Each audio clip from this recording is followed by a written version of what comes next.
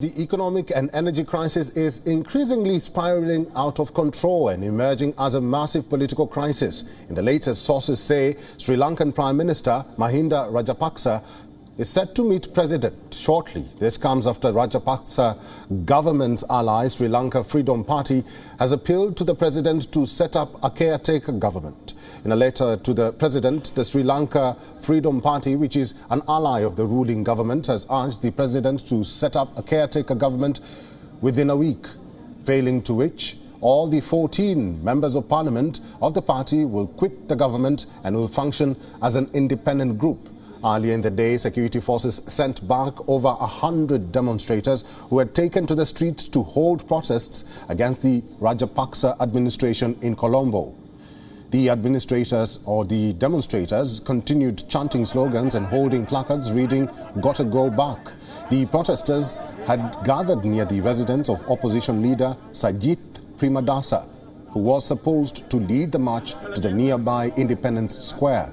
Meanwhile, the police have arrested 664 people in the western province so far, yet Lankans seem in no mood to let the protests die down. Hundreds of protesters rallied against the Lankan government, chanting slogans against it in the outskirts of Colombo. The protesters claim that their beautiful country has now been destroyed.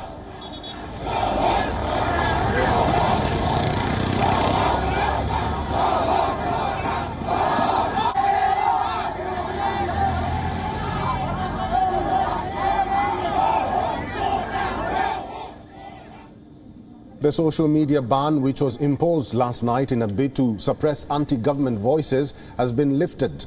The decision came after severe criticism over the move. No curfew is going to put us out. We are here because we are frustrated, we are fed up with the entire thing that's happening around. We just want peace and to live in this beautiful country. Enough is enough. Give our country back.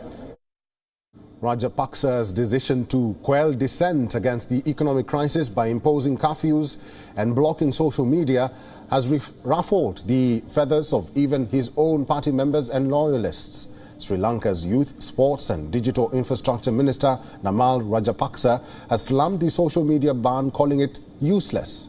Gotabaya Rajapaksa's moves to suppress the anti-government protests and ever-growing dissent has also been denounced by the Lankan elite. Sri Lanka's ruling party Member of Parliament Charita Herath has called the social media in this critical time stupid and unacceptable. In the wake of the social media ban and curfew, chairman of the island nation's main IT body has also tendered his resignation. In the interim, amid the crunch for essentials, India has decided to send 40,000 tons of rice as part of the credit facility, which was extended earlier in March. India has also handed over 200,000 metric tons of diesel to the island nation so far. The island nation has a population of 22 million people, where people are struggling to pay for essential imports due to an economic meltdown triggered by ill-timed tax cuts, government's obsession with organic farming and the coronavirus pandemic, which destroyed tourism. This led to a 70% drop in foreign exchange reserves in 2 years that led to a currency devaluation. The Lankan finance minister is slated to reach out to the International Monetary Fund later this year.